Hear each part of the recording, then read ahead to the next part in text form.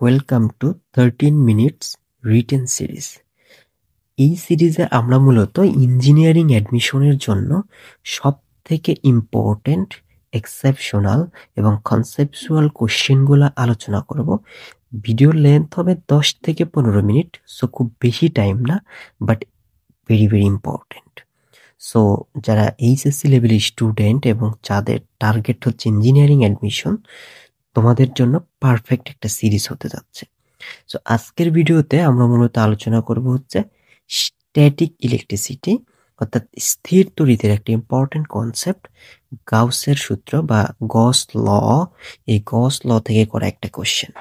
তো কোশ্চেনটাতে কি বলা হয়েছে দেখো, একটা ধাতব গোলক ও দুইটি গোলাকার ধাতব খোল এবং তিনটি গোলাকার গাউসিয়ান সারফেস, গাউসিয়ান পৃষ্ঠ মানে হচ্ছে সারফেস, যাদের রেডিয়াস দেওয়া আছে 2r, r, 2r, 3r, এদের চিত্র দেখানো হয়েছে এই চিত্রটা, এবং বলা হয়েছে সবগুলোর একই কেন্দ্র অর্থাৎ কোসেন্ট্রিক, এবং কেন্দ্রীয় গোলকের চার্জ হচ্ছে কিউ, আর ছোট খোলের চার্জ 3q, বড় খোলের চার্জ 5q।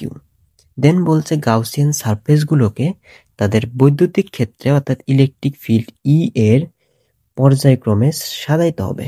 আচ্ছা, এখন এই কোশ্চেনটা থেকে আসলে আমরা কি বুঝলাম? কোশ্চেনে বলছে যে একদম ভিতরে একটা নিরেট গোলক আছে, এটা আমি ধরলাম একটা নিরেট গোলক। এরপরে এই গোলকের বাইরে আর একটা খোলক আছে। খোল মানে হয়েছে কি, এটা হচ্ছে ফাঁপা গোলক, অর্থাৎ একটা ফাঁপা গোলক স্ফেয়ার, এটার ভিতরে একটা নিরেট গোলক আছে এবং বাইরে আরো একটা ফাঁপা গোলক আছে একদম বাইরে। সো তিনটা গোলক আছে, ভিতরে একটা নিরেট গোলক, এরপরে একটা ফাঁপা গোলক, এরপরে আর একটা ফাঁপা গোলক। এবং বলছে একদম ভিতরে যে নিরেট গোলক, এইটাতে চার্জ আছে হচ্ছে কিউ। এরপরে বাইরে যে একটা ফাঁপা গোলক, এটাতে আছে 3q, এবং একদম বাইরে যেটা, এটাতে চার্জ আছে 5q। এরপরে যেটা বলছে, এই গোলকের বাইরে দিয়ে একটা করে গাউসিয়ান সারফেস কল্পনা করছে। তার মানে একদম নিরেট গোলকের বাইরে একটা গাউসিয়ান সারফেস আছে, এর পরের ফাঁপা গোলকটার বাইরে একটা গাউসিয়ান সারফেস আছে, অ্যান্ড লাস্ট একদম বাইরে একটা গাউসিয়ান সারফেস আছে। এবং এই গাউসিয়ান সারফেসগুলোর রেডিয়াস দেওয়া আছে, এদের রেডিয়াস দেওয়া আছে r, 2r এবং 3r। সো একদম ভিতরেরটার জন্য হচ্ছে r, এরপরে হচ্ছে 2r, অ্যান্ড ফাইনালি এটা হচ্ছে 3r। দেন কোশ্চেন করছে যে এই যে r, 2r, 3r গাউসিয়ান সারফেসগুলো আছে, এই সারফেসের উপরে ইলেকট্রিক ফিল্ড কত? তো আমি যদি এইটার উপরে ইলেকট্রিক ফিল্ডকে বলি হচ্ছে E1, এটাকে বলতেছি E2, অ্যান্ড এটাকে বলতেছি E3, সেক্ষেত্রে বলছে E1, E2, E3 এর মধ্যে কোনটা বড় কোনটা ছোট, তাদের পর্যায়ক্রমানুসারে সাজাইতে হবে। Very very interesting question.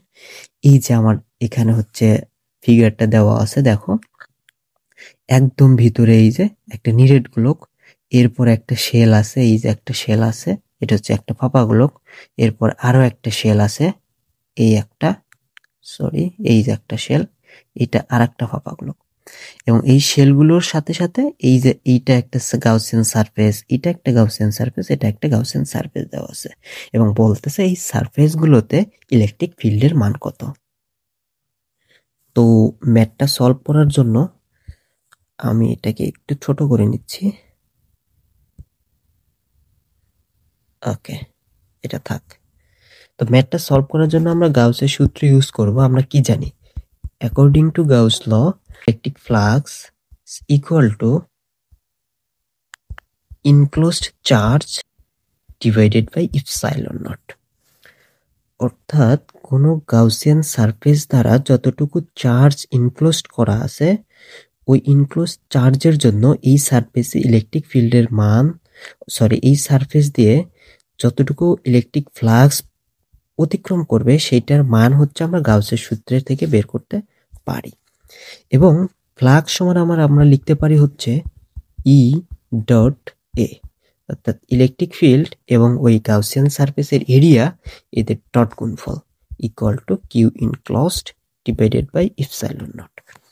এখানে যদি আমরা লক্ষ্য করি তাহলে দেখব যে এইটা যদি আমার ভিতরে চার্জ হয় বা এটা হচ্ছে আমার নিরেট গোলক যেখানে কিউ পরিমাণ চার্জ আছে, তো এই চার্জের জন্য যদি ইলেকট্রিক ফিল্ডের ডিরেকশন খুঁজি সেটা হবে বাইরের দিকে। যদি ভিতরে পজিটিভ চার্জ থাকে, আমরা ধরে নিলাম পজিটিভ চার্জ আছে, আর এইটা হইছে আমাদের গাউসিয়ান সারফেস এইটা। তো এই সারফেসের ডিরেকশন কোন দিকে হবে? আমরা জানি সারফেসের ডিরেকশন হয় হচ্ছে বাইরের দিকে, সো এটারও ডিরেকশন হবে বাইরের দিকে।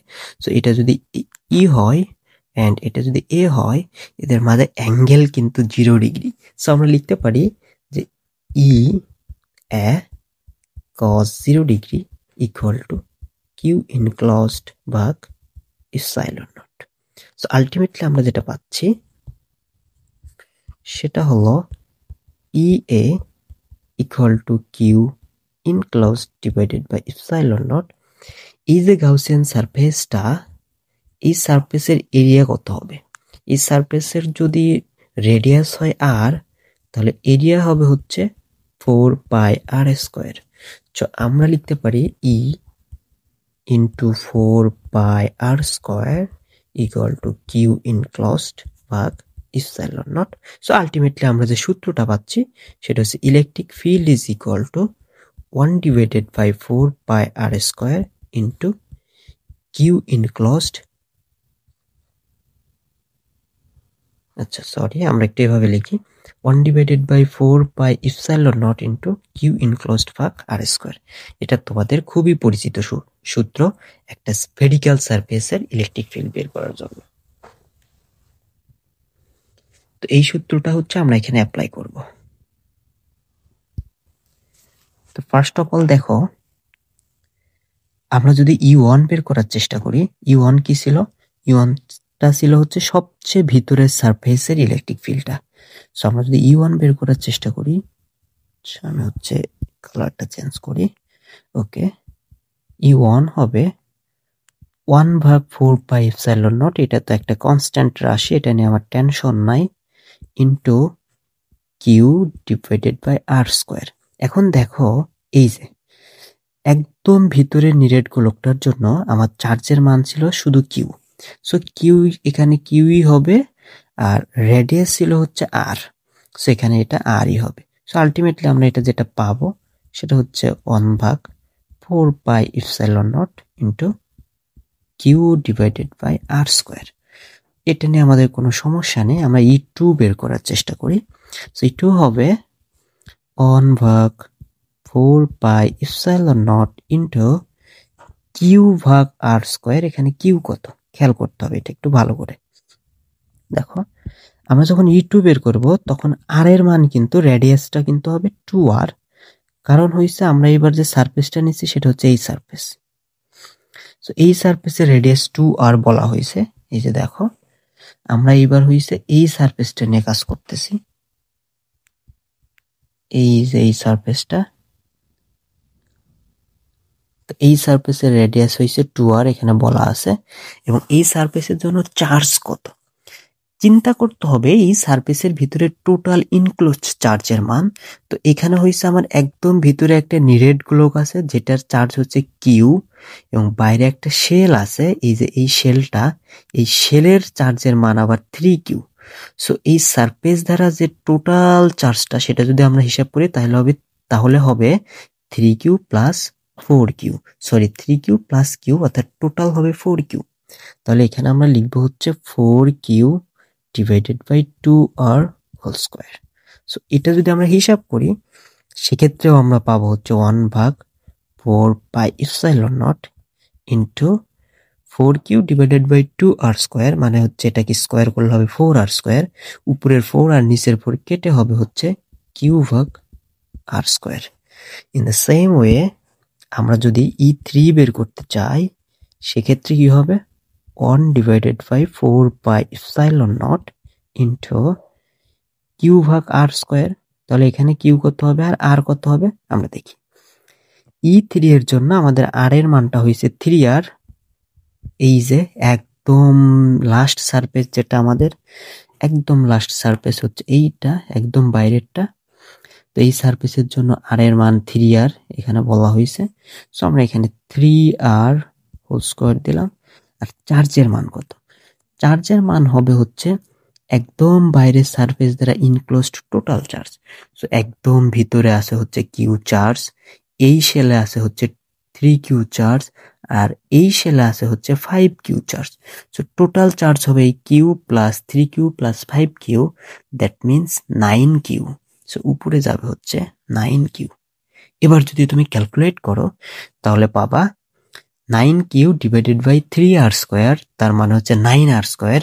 9 কেটে যাবে, আলটিমেটলি পাবা 1 ডিভাইডেড বাই 4πε0 কিউ ভাগ R²।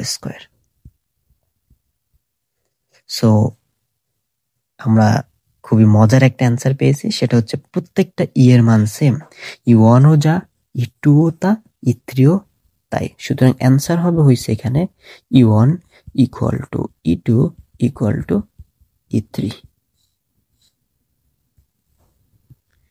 সো এটা হচ্ছে আমাদের টোটাল সলিউশনটা। তো এই ম্যাথটা খুবই সহজ, তোমরা হচ্ছে জাস্ট অ্যাডমিশনে আসলে এই সূত্রটা লিখবা, দেন এই 4 লাইনে ম্যাথটা সলভ করে দিবা। ওকে, এত বেশি লিখতে হবে না। সো তোমরা চাইলে জিনিসটা স্ক্রিনশট দিয়ে নিতে পারো। আমাদের নেক্সট ম্যাথটা হচ্ছে এইটা। এখানে আছে একটা ইলেকট্রিক ফিল্ড দেওয়া আছে, এই যে ইলেকট্রিক ফিল্ডের ভ্যালুটা এবং ডিরেকশনটা, এবং এটা কিন্তু একটা পরিবর্তনশীল ইলেকট্রিক ফিল্ড, এটা হচ্ছে কনস্ট্যান্ট না। তো এরকম একটা ইলেকট্রিক ফিল্ডে একটা কিউব রাখা আছে, দেন বলছে যে ওই কিউবের নিট ইলেকট্রিক ফ্লাক্স কত। আমরা নেক্সট ভিডিওতে এটার সলিউশন দিব। Thank you.